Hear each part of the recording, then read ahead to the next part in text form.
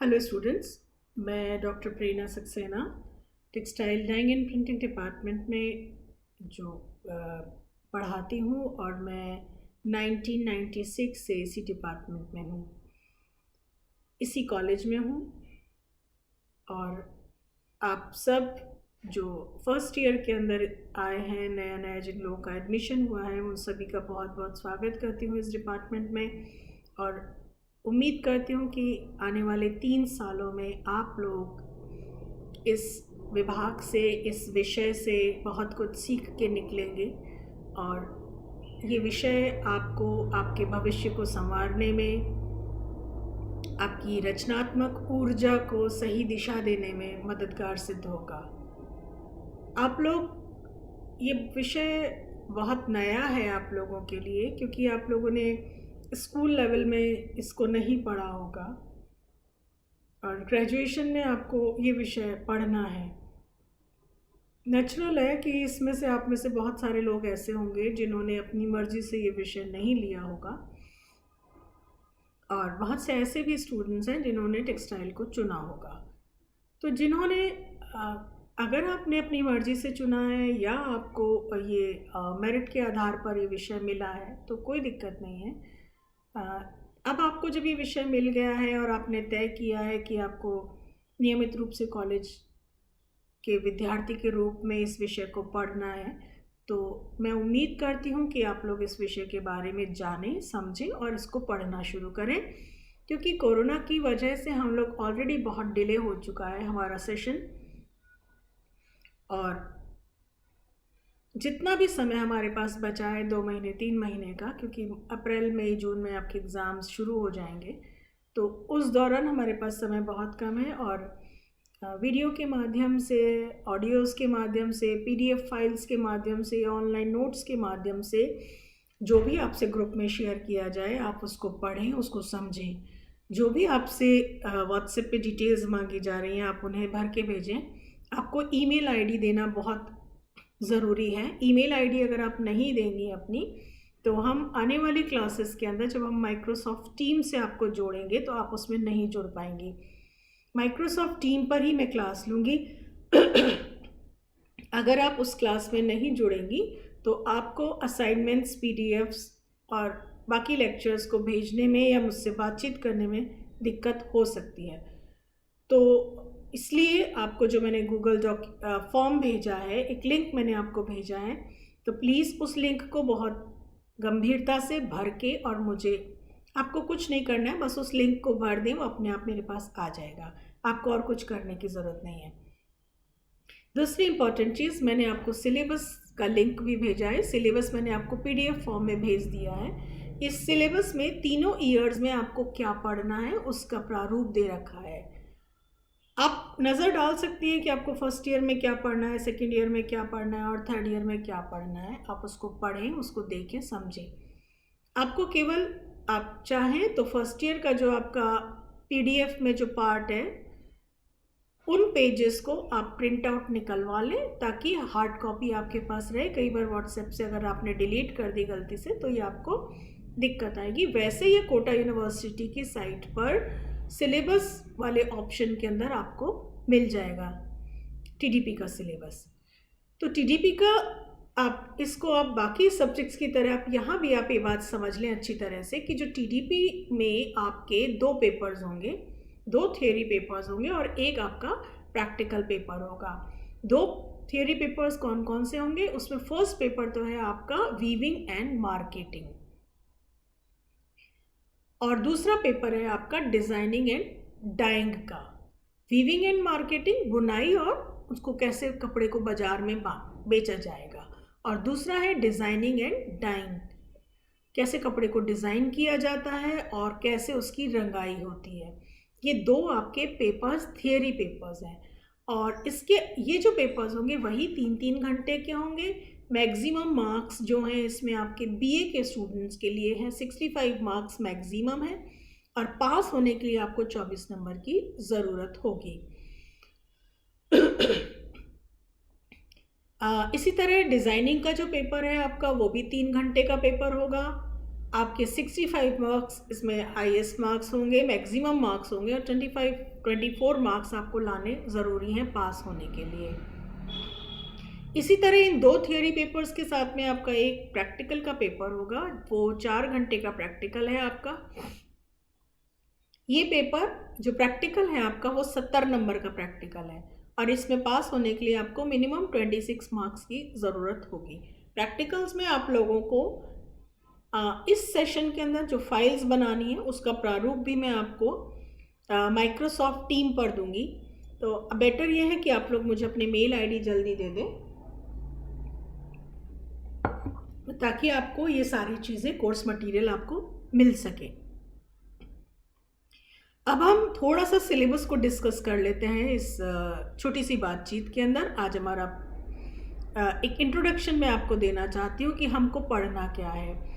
तो इसमें आपका जो पेपर 1 है वीविंग एंड मार्केटिंग का, इसमें आपको ये यूनिट्स में डिवाइडेड है। आपका जो क्वेश्चन पेपर आएगा यहाँ पर वो सेक्शन वाइज होगा, सेक्शन ए, सेक्शन बी और सेक्शन सी। इसमें से आपके यूनिट वाइज सवाल आते हैं। तो आपका जो फर्स्ट यूनिट है वो क्या है, उसमें है आपका इंट्रोडक्शन टू टेक्सटाइल। टेक्सटाइल क्या चीज़ होती है, टेक्सटाइल से आपका परिचय कराया जाएगा। टेक्सटाइल क्या होती है, आपने नाम सुना है टेक्सटाइल का? टेक्सटाइल मार्केट के बारे में आपको लगता होगा कुछ कपड़ों से संबंधित होता है। हाँ, आपने सही सुना है, कपड़ों से संबंधित ही होता है। तो कपड़ा क्या होता है, कपड़ा कहाँ से मिलता है? आप कहेंगे कि बाज़ार से जाके ले आते हैं। बाज़ार से जाके तो ले आते हैं आप, लेकिन बाज़ार में कहाँ से आएगा ये कपड़ा? प्रश्न आता है कि बाज़ार में कहाँ से आएगा कपड़ा। तो कपड़ा कॉटन से बन सकता है, कपड़ा सिंथेटिक हो सकता है। आपको कई कपड़ों के नाम भी पता होंगे, आप बोलते होंगे सिल्क का कपड़ा है, साटिन का कपड़ा है, नेट है, ऊनी कपड़ा है। तो इस तरीके से आप कपड़े को जानते हैं। कपड़ा यानी वो जो आप पहनते हैं, जो आप ओढ़ते हैं, जो आप बिछाते हैं। इस तरीके से एक आम व्यक्ति की तरह आप उसको जानते हैं कि टेक्सटाइल का मतलब कपड़ा होता है, लेकिन ऐसा नहीं है। टेक्सटाइल का मतलब कपड़ा नहीं है केवल। टेक्सटाइल का मतलब होता है कोई भी ऐसी वस्तु जो किसी ऐसे स्ट्रक्चर से, ऐसी संरचना से बनी हो जिसको कि बुना जा सकता हो, वीविंग की जा सकती हो, जिसकी निटिंग की जा सकती हो, या जिसको नमदे के रूप में दबा के फेल्ट करके काम में लिया जा सकता है, और उसका एक पहनने के लायक एक स्ट्रक्चर, एक संरचना आप बना सकें। अब आप कपड़े का तो कपड़ा नहीं बना सकते ना, कपड़े को तो आप पहन नहीं सकते। तो उस तंतु में कुछ गुण होने चाहिए, उसमें वियरिंग एबिलिटी होनी चाहिए, उसमें पहनने के गुण होने चाहिए। घास है, घास से आप कपड़ा नहीं बना सकते। अमूमन जैसी घास है उससे आप कपड़ा नहीं बना सकते। क्यों नहीं बना सकते? आप उसको रंग नहीं सकते, वो टूट जाएगी, वो फट जाएगी, वो सिलाई नहीं हो सकती है उसकी। तो हर ऐसी चीज़ जो दिखने में लंबी है, या जिससे आप को लगता है इसको गूंथ करके हम कोई स्ट्रक्चर बना सकते हैं, तो ऐसा हर चीज़ से आप कपड़ा नहीं बना सकते। तो उसके कुछ गुण होते हैं। तो इसी आधार पर इसी में हम पढ़ेंगे क्लासिफिकेशन ऑफ टेक्सटाइल फाइबर्स। अब कितनी तरह के टेक्सटाइल फाइबर्स होते हैं, जैसे कॉटन है, सिल्क है, वूल है। इनमें से कुछ आपको ज़मीन से मिलते हैं, मिनरल फाइबर्स भी होते हैं, जैसे ग्लास फाइबर होता है। आपको जानवरों से मिलते हैं, एनिमल फाइबर्स कहलाते हैं। आपको जो वनस्पति से मिलते हैं, वेजिटेबल फाइबर्स कहलाते हैं, जैसे कॉटन है, जूट है। जानवरों से आपको मिलता है प्रोटीन मिलता है, जैसे सिल्क है, जैसे वूल है। अब सिल्क और वूल जो है एनिमल से हमको मिलता है। ये एनिमल फाइबर्स जो हैं, ये इनका जो बेसिक कंटेंट होता है वो है प्रोटीन, तो इनको हम प्रोटीन फाइबर्स भी कहते हैं। तो ये क्लासिफिकेशन होगा, इसको हम और ब्रीफली पढ़ेंगे। फिर general properties of textile fibres, ये मैंने आपको बताया कि टेक्सटाइल हर चीज़ से आप कपड़ा नहीं बना सकते, उनमें कुछ गुण होने चाहिए कपड़ों को बनाने के लिए। आइडेंटिफिकेशन ऑफ टेक्सटाइल फाइबर्स, कई बार आप जाते हैं ये असली ऊन है, ये नकली ऊन है, ये असली सिल्क है, ये नकली सिल्क है।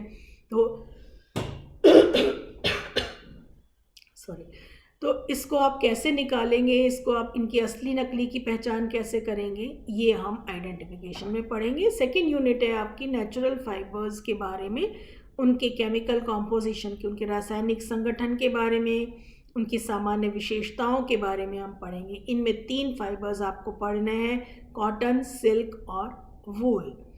दूसरे हैं आपके मैनमेड फाइबर्स की उनका निर्माण कैसा होता है, उनका रासायनिक संगठन क्या होता है, उनकी सामान्य विशेषताएं क्या होती हैं। इनमें 3 फाइबर्स आपको पढ़ने हैं, रेयॉन, नायलॉन और पॉलिएस्टर के बारे में।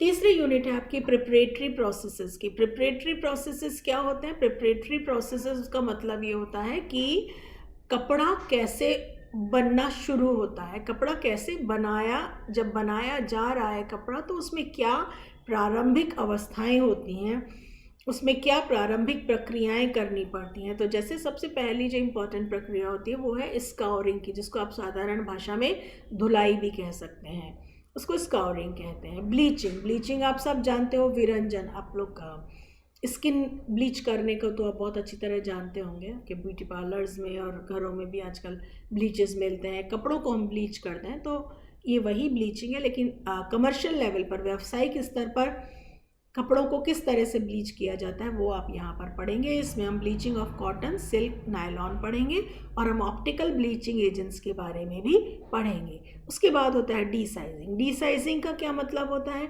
डीसाइजिंग का मतलब होता है साइज़ को निकालना, हटा देना। साइज़ क्या चीज़ होती है? साइज़ होता है मांडनुमा पदार्थ, कड़क करने वाला पदार्थ, स्टार्च जिसको आप बोलते हैं।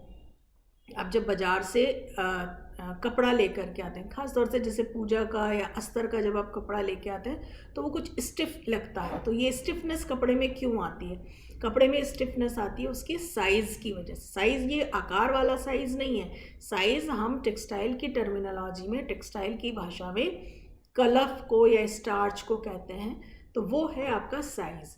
इस साइज़ को हमें निकालना पड़ता है। निकालना क्यों पड़ता है? क्योंकि जब जिस कपड़े में साइज़ होता है उस कपड़े को आप रंग नहीं सकते बिना साइज़ को हटाए हुए, क्योंकि वो मांड जो है, वो स्टार्च जो है, वो आपकी डाई को अंदर नहीं जाने देगा। जाएगी, लेकिन कहीं से अगर हट गया तो ज़्यादा चली जाएगी, कहीं से नहीं हटा तो नहीं जाएगी। तो इसलिए आपको कपड़े को रंगने से पहले उसको डीसाइज करना पड़ता है, उसको छापने से पहले उसको डीसाइज करने पड़ता है। तो डीसाइजिंग के कई तरीके होते हैं, हम 3 तरीके पढ़ेंगे। एसिड से हम उसको हटा सकते हैं, रॉट स्टिपिंग से हटा सकते हैं। रॉट स्टिपिंग का मतलब ये होता है कि उसको हम भिगो देते हैं कपड़े को और वो अपने आप उसमें गल जाता है। एंजाइमेटिक डीसाइजिंग, इसमें हम एंजाइम्स ऐड करते हैं जो कि छोटे छोटे माइक्रो ऑर्गेनिजम्स होते हैं जो साइज को खा जाते हैं। तो ये आपका डीसाइजिंग है। Then come सिंजिंग। सिंजिंग का मतलब क्या होता है? आपने देखा होगा कपड़ों पे रोए आ जाते हैं छोटे छोटे, इस तरीके से यहाँ पे बबल्स आ जाते हैं कपड़े पे। अगर ऐसा कपड़ा पहनेंगे आप तो आपको अच्छा नहीं लगेगा ना, उसकी अपीयरेंस ख़राब हो जाएगी कपड़े की। इसी तरह ऐसे जो बबल्स होते हैं, जब ऐसे बबल वाले कपड़े को अगर आप डाई करेंगे तो क्या होगा? जो बबल वाला हिस्सा होता है, जो गोल बड़ा वाला हिस्सा होता है, उसमें नेचुरल है कि रोया ज़्यादा होगा, उसमें ज़्यादा फाइबर अमाउंट ज़्यादा होगा। जब आप उसको डाई करेंगे तो वो एरिया ज़्यादा डाई को एब्जॉर्ब कर लेगा, और ज़्यादा डाई को एब्जॉर्ब करने का मतलब क्या होगा? पैचेस आ जाएंगे, डाई में धब्बे धब्बे दिखाई देंगे। तो सिंजिंग के दौरान इन रोयों को काटा जाता है या इनको जलाया जाता है। तो इसके भी 3 तरीके होते हैं। एक होता है गैस सिंजिंग, एक होता है प्लेट सिंजिंग, एक होता है रोलर सिंजिंग। गैस सिंजिंग में गैस से जलाते हैं, प्लेट सिंजिंग में प्लेट गर्म करके जलाया जाता है, और रोलर सिंजिंग में भी वही होता है जिसमें हम जो आपके रोए होते हैं उनको जला देते हैं, दबा देते हैं। फिर है आपकी मर्सराइजेशन। मर्सराइजेशन क्या चीज़ होती है? मर्सराइजेशन के अंदर हम, जैसे आप प्रेस करते हो ना कपड़े को एकदम दबा करके, तो वो एकदम उसमें फिनिश आ जाती है कपड़े में। मर्सराइजेशन प्रोसेस में हम क्या करते हैं? मर्सराइजेशन प्रोसेस में हम कॉटन के कपड़े को एल्कली के साथ उसकी अभिक्रिया करा के, एल्कली में डुबो करके उसको खींचते हैं और उसको दबा देते हैं। क्यों करते हैं ऐसा हम इसलिए करते हैं कि जब हम एल्कली में कॉटन को डालते हैं तो कॉटन फूल जाता है, और फूलने के दौरान उसके जो नेचुरल कन्वर्जन्स होते हैं फाइबर के अंदर, जब फाइबर बनता है, क्योंकि प्राकृतिक रेशा होता है कॉटन का, तो आपने देखा होगा कि पेड़ों पे से जब फलियां गिर जाती हैं तो वो कुछ ऐंठ जाती हैं, कुछ उनमें ट्विस्ट आ जाता है। सेल्यूलोज में भी वही चीज़ होती है। तो कॉटन भी जब जिस पेड़ से जब निकलता है, बाहर आ जाता है, तो सूखने के बाद उसमें भी ऐंठन आ जाती है। जब आप एल्कली इंट्रोड्यूस करते हैं, उसमें एल्कली के साथ उसको ट्रीट कराते हैं, उसमें स्वेलिंग होती है, तो वो ट्विस्ट खुल जाते हैं। ट्विस्ट के खुलने से फाइबर स्ट्रेट हो जाता है, और अगर उसको उसी अवस्था में दबा के प्रेस कर दिया जाए, उसको दबा दिया जाए खींच करके, तो उसमें चमक आ जाती है, कपड़ा साफ दिखाई देने लगता है, कपड़े में चमक बढ़ जाती है, कपड़े की मजबूती भी बढ़ती है। तो ये कहलाता है हमारा मर्सराइजेशन, और मर्सराइजेशन कॉटन फैब्रिक्स को दिया जाता है। Then comes your fourth unit. Fourth unit के अंदर आपने पढ़ना है वीविंग के बारे में, कि बुनाई कैसे होती है। बुनाई का मतलब क्या होता है? कपड़े की बुनाई मतलब आप सोचेंगे एक ऊपर एक नीचे कपड़ा डाल के, जैसे बचपन में आपने कभी स्कूल में आपने किया होगा, तो कागज़ की चटाइयाँ बनाई होंगी, एक ऊपर एक नीचे डिफरेंट रंगीन कागज़ों को मिला करके। आप यहाँ पर ये काम लैब में करेंगे, लूम पे करेंगे। अगर हमारे कॉलेज खुल गए टाइम से तो हम आपको प्रैक्टिकल में भी करने का कोशिश करेंगे कि आप उसको प्रैक्टिकल करके भी देख सकें कि किस तरीके से वीविंग होती है। तो बुनाई क्या होती है? बुनाई ये कपड़े जो आपकी सिलाइयों से जो आप बुनाई करते हैं, निटिंग नहीं है ये, इसका निटिंग यहाँ मतलब नहीं है। यहाँ लूम पर, करघे पर जो बुनाई होती है जिससे आपका कपड़ा बनता है, उस तरह की बुनाई हम करेंगे। उसमें क्या क्या ताना बाना क्या होता है, कपड़ा लंबाई में कैसे होता है, कपड़े को चौड़ाई कैसे नापते हैं, करघे के ऊपर करघे के कितने हिस्से होते हैं, उनको क्या कहते हैं, बेसिक बुनाइयाँ कौन कौन सी हैं जिनको हम एलिमेंट्री वीव्स कहते हैं, से प्लेन वीव है, ट्विल वीव है, सटिन वीव है। तो कई तरह की बुनाइयाँ होती हैं, उनके बारे में हम पढ़ेंगे। वीव रिप्रेजेंटेशन, वीविंग प्लान का मतलब ये हुआ कि जब आप करघे पे किसी कपड़े को चढ़ाते हैं, बुनते हैं कपड़े को, तो उसके लिए पहले देखना पड़ता है कि एक जैसे कपड़े की एक निर्धारित चौड़ाई है, तो उसमें हमको कितने धागे हमारे ताने के लगेंगे और कितने धागा हमारा बाने में खर्च हो जाएगा। तो ताना मतलब जो लंबाई में धागा लगा है लूम पर, और बाने का मतलब जो उसकी फिलिंग करेगा, तो उसको हम फिलिंग यार्न भी बोलते हैं। तो ये सारी चीज़ें आपको वीविंग की कैलकुलेशन के अंदर समझ में आ जाती हैं। Then unit 5th is meaning, nature, scope and of marketing. जब आपने कपड़ा बना लिया तो आपको कपड़े को बाज़ार में बेचना भी है। तो बेचने के लिए आपको पता होना चाहिए कि बाज़ार क्या है, कपड़े का भाव कैसे तय किया जाता है, और मॉडर्न इकोनॉमी में मार्केटिंग का क्या रोल होता है। तो ये आपको इसके अंदर पढ़ना है यूनिट 5 के अंदर, कि इसका प्राइसिंग कैसे आप करेंगे, इसका फिजिकल डिस्ट्रीब्यूशन कैसे करेंगे, आपने जो प्रोडक्ट बनाया है उसका आप प्रमोशन कैसे करेंगे। ये सब आपको 5th यूनिट में पढ़ना है।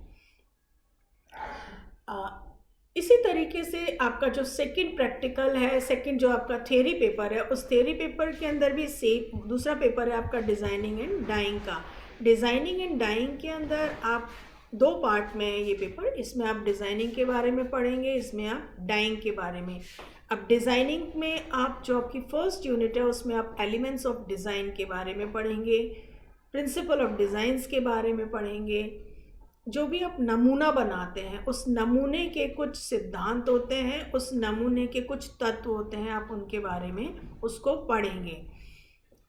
लाइन से आप कोई भी डिज़ाइन आपको बनाना होता है तो आप क्या करते हैं, आप लाइन बनाते हैं, उसमें कलर भरते हैं, उसमें आप कुछ बैलेंस का ध्यान रखते हैं। यानी इधर फूल है तो उस साइड में भी फूल होना चाहिए, इधर आपने कोई स्क्वायर बनाया है तो उधर भी स्क्वायर होना चाहिए।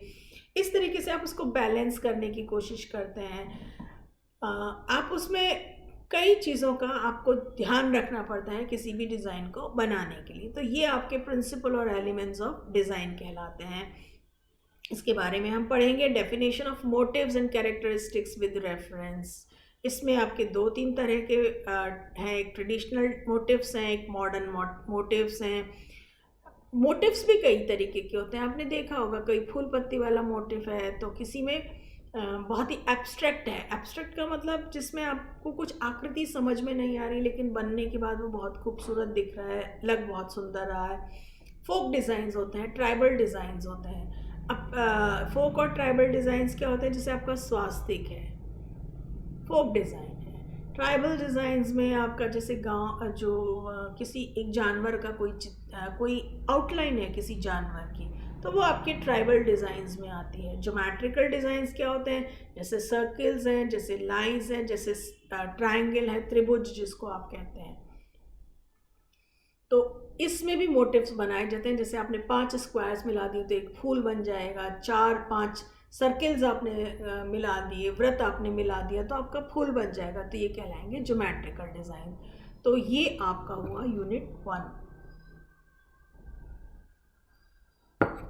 इसी में आपका इसी यूनिट 1 में चौथा है concept of repeat in design.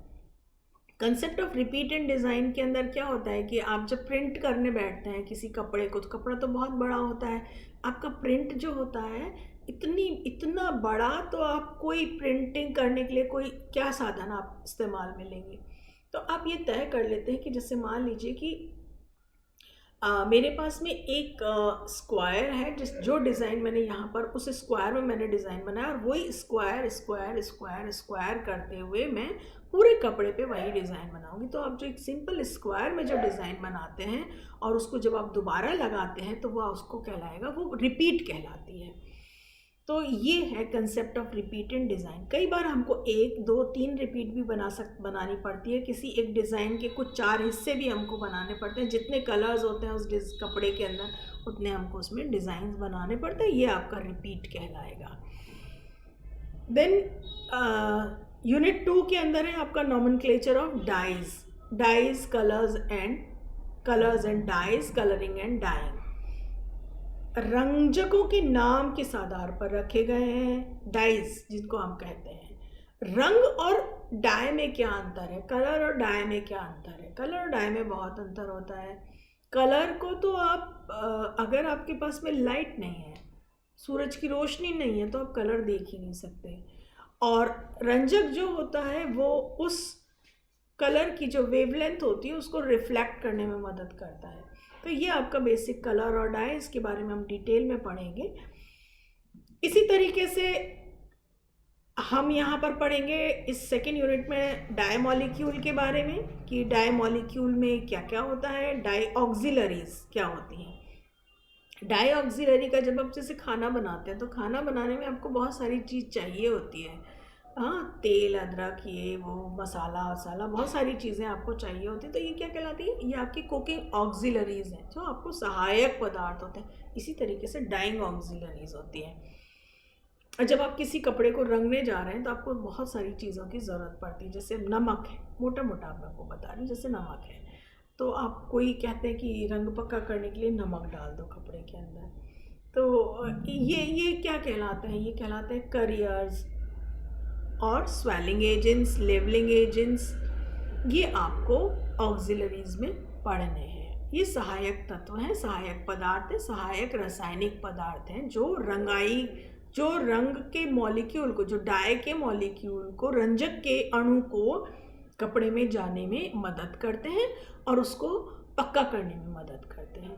Then your third unit is classification of dye stuffs and its properties. जो रंजक हैं उनका वर्गीकरण किस तरीके से होता है और उनकी क्या क्या विशेषताएं होती हैं, कितनी तरह की डाइज होती हैं। जैसे नेचुरल डाइज होती हैं जिसमें वेजिटेबल, एनिमल और मिनरल डाइज होती हैं।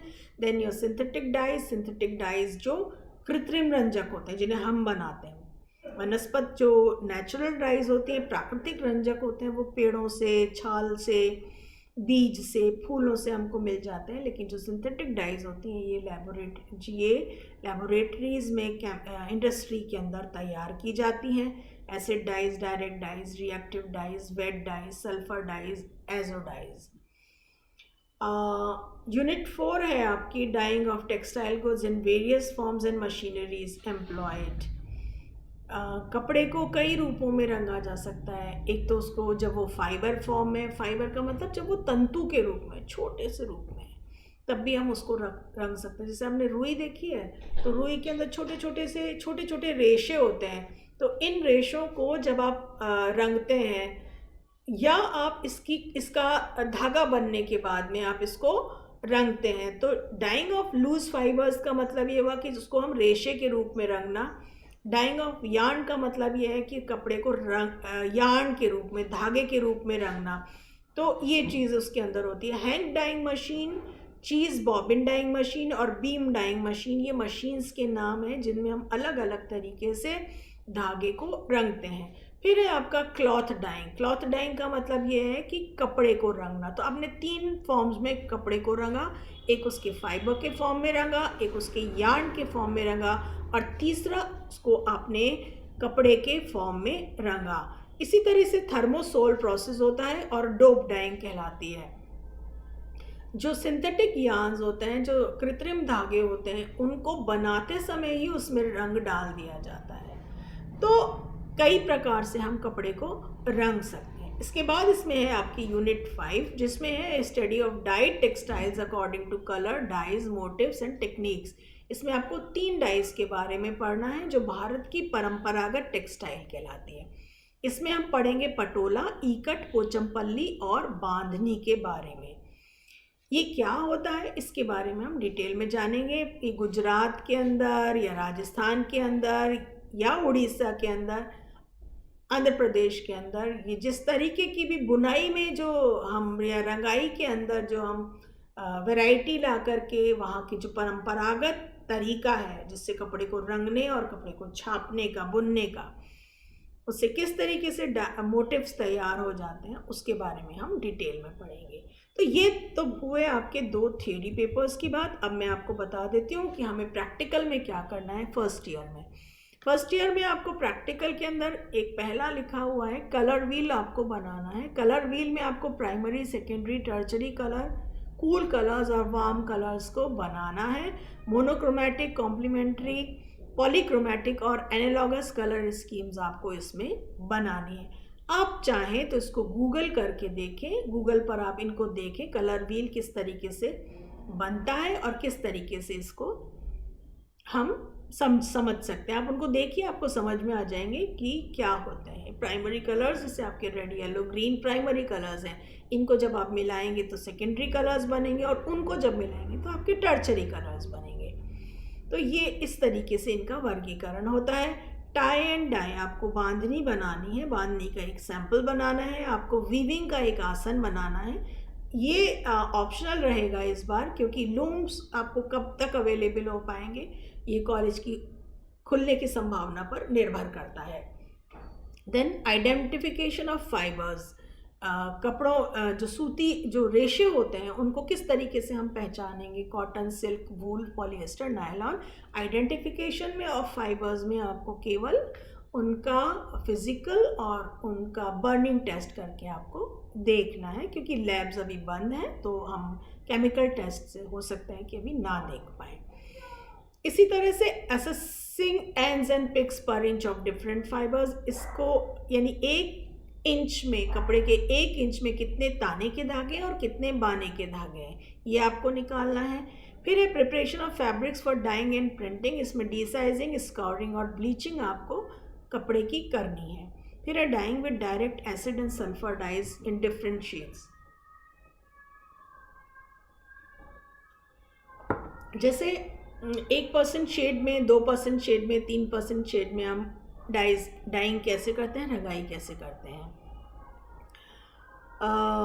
इंडस्ट्रियल विजिट इस बार मुश्किल है जाना कहीं भी। आपको कोई भी एक इनोवेटिव प्रोडक्ट बनाना है, आपको एंटरप्रेन्योरशिप एक्टिविटी में बिजी रहना है और कम्युनिटी एंगेजमेंट एक्टिविटीज़ में आपको इन्वॉल्व रहना है।